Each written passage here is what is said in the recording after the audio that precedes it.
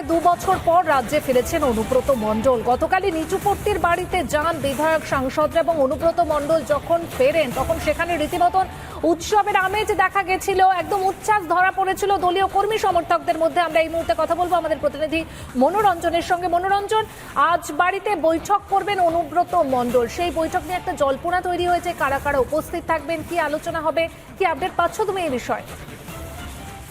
দেখো পাইন, তোমায় বলে রাখি যে অনুব্রত মণ্ডল গতকাল এসেছেন বোলপুরে তার নিচুপট্টির বাড়িতে, এবং তারপরই কিন্তু তার সাথে দলের নেতারা, যারা জেলার শীর্ষ নেতা, তারা দেখা করতে এসেছিলেন। কারামন্ত্রী চন্দ্রনাথ সিনহা, বিকাশ রায়চৌধুরী যিনি তৃণমূল কংগ্রেসের কোর কমিটির আহ্বায়ক, কিন্তু তাদের সাথে দেখা করেননি অনুব্রত মণ্ডল। ফলে একটা জল্পনা তৈরি হয়েছিল, কিন্তু পরবর্তীতে জানা যাচ্ছে যে আজ পরন্ত বিকেলের দিকে হয়তো বা তৃণমূল কংগ্রেসের এই যে জেলার যে শীর্ষ নেতৃত্ব রয়েছে তাদের সাথে অনুব্রত মণ্ডল কথা বলতে পারেন, এবং সেক্ষেত্রে একটা মিটিং এর জল্পনাও তৈরি। মাস্কট স্পিন কন্ট্রোল ল্যাবের পরীক্ষায় এটি প্রমাণিত। কেয়াসেড আলোপেক্স পেন্টা অ্যাক্টিভ নতুন চুল গজাতে সাহায্য করে, চুল পড়া বন্ধ করে। Keya Seth Alopex penta active 10 hair fall প্রবলেমের একমাত্র সলিউশন হয়েছে, কারণ দীর্ঘদিন পর জেলায় ফিরেছেন এবং জেলার রাজনীতিতে ঠিক গতি প্রকৃতি তার যদিও তিনি জানেন, তবুও তিনি আরেকটু নিজেকে আপডেটেড করে নেবেন এমন সম্ভাবনা রয়েছে। অন্যদিকে তোমায় আরেকটি তথ্য দিয়ে রাখি, এই মুহূর্তের সব থেকে যেটা বড় খবর পাচ্ছি আমরা, যে তৃণমূল কংগ্রেসের বোলপুর পার্টি অফিসে, যেখানে জেলা কোর কমিটির সদস্য অর্থাৎ অনুব্রত যখন অনুপস্থিত ছিলেন তখন মমতা বন্দ্যোপাধ্যায় যে কোর কমিটি গঠন করে দিয়েছিলেন, সেই কোর কমিটির সদস্যদের একটি ব্যানার ছিল যেটিতে বড় করে লেখা ছিল এই কোর কমিটি, সেই ব্যানারটিকে সরিয়ে দেওয়া হয়েছে এবং সেই জায়গাতে অনুব্রত মণ্ডলের ছবি দেওয়া হয়েছে। অর্থাৎ ধন্যবাদ তোমাকে, অবশ্যই তুমি নজর রাখো, আমরা পরে আবারও তোমার কাছে ফিরবো।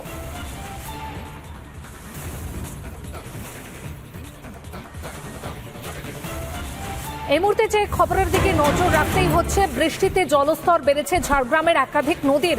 কজয়ের ওপর দিয়ে বইছে নদীর জল, জামবনি ও চিল্কিগড়ের কজয়ের ওপর দিয়ে বইছে জল, বিচ্ছিন্ন রয়েছে যোগাযোগ ব্যবস্থা। কি পরিস্থিতি আমরা জানবো আমাদের প্রতিনিধি রবীন্দ্রনাথের কাছ থেকে। রবীন্দ্রনাথ, জলমগ্ন আন্ডারপাস বিপাকে রয়েছে 10টি গ্রামের বাসিন্দারা, কি পরিস্থিতি এই মুহূর্তে?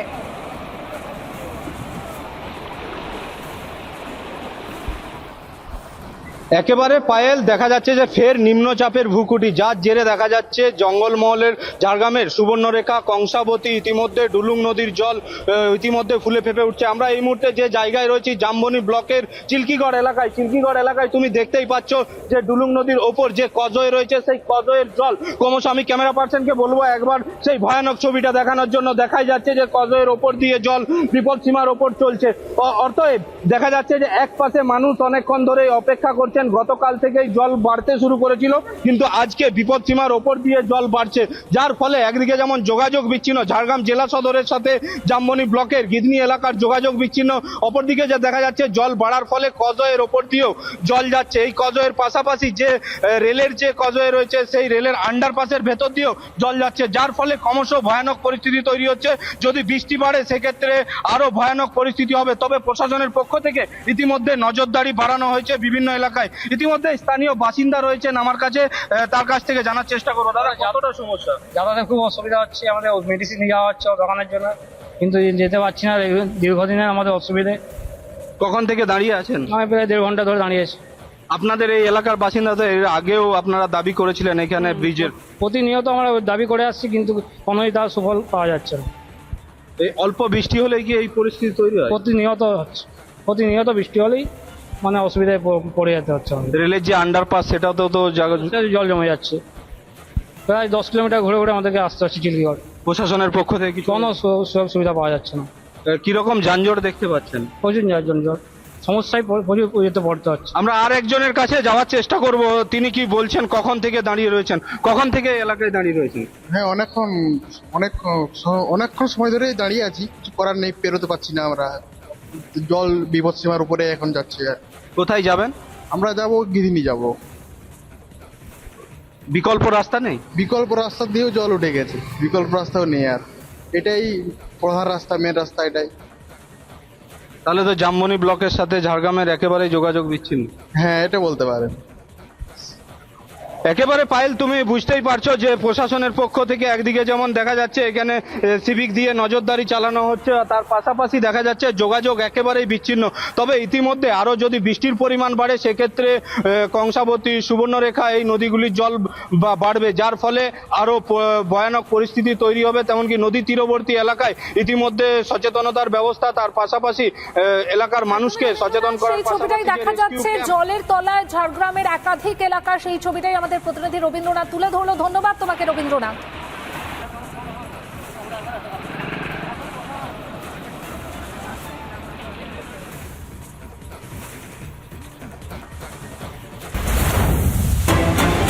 যে খবরের দিকে নজর রাখবো, ডিভিসি নিয়ে ফের মুখ্যমন্ত্রীকে কটাক্ষ বিজেপির রাজ্য সভাপতির। কেন্দ্রীয় মন্ত্রী সুকান্ত মজুমদার তিনি কটাক্ষ করেছেন, মা মাটি মিথ্যে বলে কটাক্ষ। সোশ্যাল মিডিয়ায় রাজ্যের চিঠি পোস্ট, কেন্দ্রীয় সরকারের নামে অপপ্রচার বন্ধের বার্তা সুকান্ত মজুমদারের।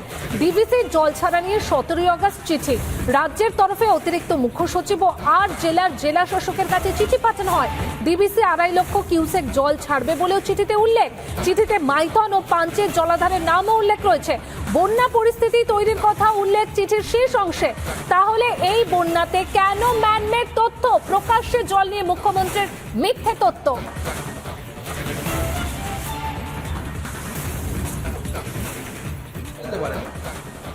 শুধু তাই নয়, আপনারা অপেক্ষা করুন, তথ্য প্রমাণ বেরোচ্ছে যে ডিভিসি যে পরিমাণ জল ছেড়েছে সেই জলের জন্য পশ্চিমবঙ্গে বন্যা হয়নি। মুখ্যমন্ত্রী মমতা বন্দ্যোপাধ্যায়ের নির্দেশে পশ্চিমবঙ্গের বাঁধগুলি থেকে জল ছাড়ার জন্য পশ্চিমবঙ্গের বিস্তীর্ণ এলাকায় বন্যা হয়েছে। বাঁধের, আমি যেটা বারবার বলছি, প্রত্যেকটি বাঁধের ক্যাপাসিটি থাকে, জল ধারণ ক্ষমতার একটা শেষ সীমা থাকে। যত সময় যায় তত সেই ক্ষমতা কমতে থাকে। কারণ হচ্ছে জমা জল থাকলে পরে পলি পড়ে, ইংরেজিতে সিল্টিং বলে। এই পলি সময় মতো যদি আমরা তাকে তুলে না ফেলি তাহলে পরে সেই বাঁধের জল ধারণের ক্ষমতা ধীরে ধীরে ধীরে ধীরে কমতে থাকে। পশ্চিমবঙ্গের বাঁধগুলোতে সমস্ত নদী, কংসাবতী থেকে শুরু করে, উনি নাকি কিছুই জানতেন না, বা পশ্চিমবঙ্গ রাজ্য সরকারকে নাকি কিছুই জানানো হয়নি ডিভিসির জল ছাড়া প্রকল্পে, জল ছাড়া নিয়ে। কিন্তু 17 তারিখে ওনারই পশ্চিমবঙ্গ সরকার ওনার নির্দেশে সমস্ত জেলাগুলোকে চিঠি দিয়েছে, ডিভিসি জল ছাড়বে, আপনারা প্রস্তুত হন। একই মুখে এইভাবে পরস্পর স্ববিরোধী কথা উনি কিভাবে বলতে পারেন? এটিও বাঁধের পলি তোলার কাজ হয়নি। মমতা বন্দ্যোপাধ্যায় কোনো ডেভেলপমেন্টাল কাজ, তাতে পয়সা বিনিয়োগ করা, পরিকাঠামোগত উন্নয়ন, অবকাঠামোগত উন্নয়ন, তাতে মাননীয় মুখ্যমন্ত্রীর কোনো ভূক্ষেপ থাকছে না। রাস্তা তৈরি থেকে শুরু করে কোনো কিছুতে মাননীয় মুখ্যমন্ত্রীর ভূক্ষেপ নেই। সেই জন্য লোকের ঘাড়ে তিনি দোষ চাপিয়ে বাঁচার চেষ্টা করছেন। বন্যা পরিদর্শন নাট্যমঞ্চে পরিণত করেছেন, যাতে আরজিকর থেকে মানুষের লক্ষ্যটা বা মানুষের যে ধ্যান, সেই ধ্যানটা যেন বন্যার দিকে চলে যায়, বন্যা পরিস্থিতিকে চলে যায়, এবং কেন্দ্র রাজ্য একটা টাসেল তৈরি করে দেওয়ার চেষ্টা করা হচ্ছে। শুনলেন আপনারা সুকান্ত মজুমদার ঠিক কি বললেন। আর অন্যদিকে আমরা বারবার দেখলাম যে মুখ্যমন্ত্রী মমতা বন্দ্যোপাধ্যায় তিনি কিন্তু লাগাতার ডিভিসিকে আক্রমণ করেছেন। ডিভিসি ছাড়া জলে বন্যা পরিস্থিতি সেই দাবি করেছেন। বীরভূমের প্রশাসনিক বৈঠকেও অভিযোগ করেছেন মমতা বন্দ্যোপাধ্যায়।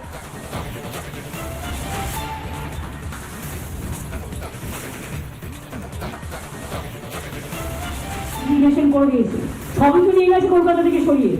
বাকি কি আছে?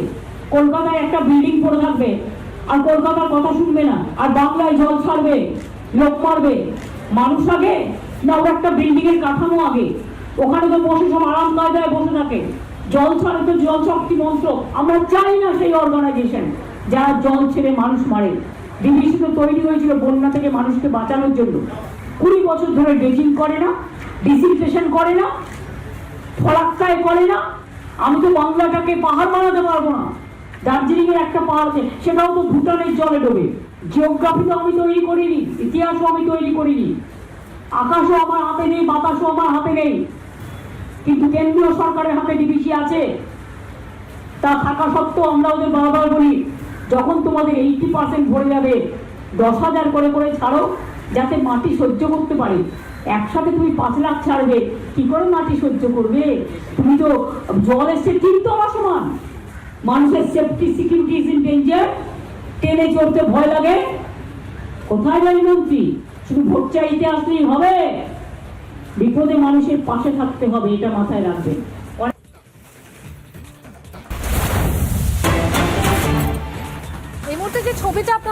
সেই ছবিটা দেখলে সত্যি বোঝা দেয় যে সেটা রাস্তা না নদী। বৃষ্টিতে দার্জিলিং এর রাস্তার এইরকমই অবস্থা, যেখানে হু হু করে বইছে জল। টানা বৃষ্টিতে বিপর্যস্ত দার্জিলিং, সে এক্সক্লুসিভ ছবি আপনারা দেখতে পাচ্ছেন। ছবিটি যদি দেখা হয় প্রথমে বোঝা মুশকিল হয়ে যাবে যে এটি কোনো রাস্তা নাকি কোনো নদী। হু হু করে সেখানে বইছে জল, টানা বৃষ্টিতে বিপর্যস্ত দার্জিলিং এর পরিস্থিতি। এই মুহূর্তে সেই ছবি আপনাদের এক্সক্লুসিভলি দেখাচ্ছি। দার্জিলিং এর রাস্তা দিয়ে কিভাবে জল বইছে সেই ছবি দেখতে পাচ্ছেন আপনারা। রীতিমতন ভয়াবহ পরিস্থিতি সেখানে, টানা বৃষ্টিতে দার্জিলিং এর রাস্তা সহ বিভিন্ন এলাকা জলমগ্ন। রাস্তায় জল জমে গেছে এবং সেই জল দিয়েই বিপদের মধ্যে অতিক্রম করছেন সেখানকার বাসিন্দারা। আরজিকর কাণ্ডের প্রতিবাদ জানিয়ে সরকারি অনুদান একেবারে প্রত্যাখ্যান করলো পুরুলিয়ার ঝালদা 2 নম্বর ব্লকের টাটুয়াড়া গ্রামের একটি পুজো কমিটি। আর জানিয়ে হইচই পড়ে গিয়েছে জেলা প্রশাসনের মধ্যে। আরজি কাণ্ডের তীব্র প্রতিবাদ জানিয়ে পুজোর যে অনুদান সেই টাকা কিন্তু তারা নেবে না এমনটাই ঘোষণা করেছে। ইতিমধ্যেই তারা লিখিতভাবে সেই আবেদন কিন্তু পৌঁছে দিয়েছেন কোটশিলা থানাতে, পুলিশ সুপারের কাছে এবং জেলা শাসকের কাছে। জেলা শাসকের কাছে এই আবেদন পৌঁছানোর পরেই কিন্তু প্রশাসনের মধ্যে একটা হইচই পড়ে গেছে যে কেন এমন একটা সিদ্ধান্ত নিতে চলেছে একটি পূজা কমিটি। টাটুয়াড়া মা শ্মশানকালী মন্দির সমিতির উদ্যোগে বিগত 2 বছর ধরে সরকারি অনুদান নিয়ে তারা কিন্তু পূজা পরিচালনা করে আসছিলেন, কিন্তু তোর কাণ্ডের প্রতিবাদ জানিয়েই তারা কিন্তু এই বছর সরকারি যে অনুদান সেই অনুদানের টাকা কিন্তু তারা ফেরত দিতে চাইছেন। এই অভিনব প্রতিবাদে কিন্তু জেলা জুড়ে একটা নতুন ভাবে প্রতিবাদ যেমন সামনে আসছে, অন্যদিকে পুজোর আগে ব্যাপক অস্বস্তিতে পড়েছে জেলা প্রশাসন। পুরুলিয়া থেকে অরবিন্দ মাহাতোর report, republic Bangla. Breaking news, বাংলাদেশের দুর্গাপুজো বিরোধী মিছিলে পুজো হতে দেব না স্লোগান। ঢাকা সেক্টর 13-তে মিছিল।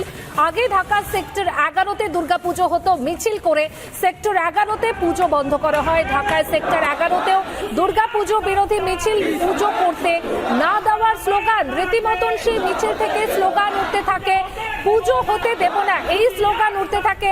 ঢাকা সেক্টর 13-তে মিছিল।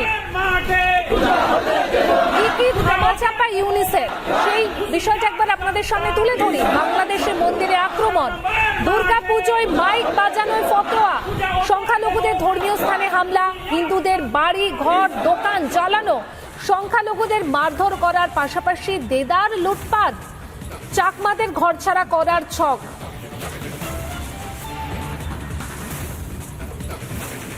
স্বরাষ্ট্র দপ্তরের উপদেষ্টা বাংলাদেশের, তিনি জাহাঙ্গীর আলম ঠিক কি বলেছিলেন একবার শোনাই আপনাদের। আজান ও নামাজের সময় যেন কোনো বাদ্যযন্ত্র বা মাইকের ব্যবহার নিয়ন্ত্রণ রাখা, মাইক সেই সময় বন্ধই রাখতে হবে। এটাও ভাই আমাদের সাথে এগ্রি করছে।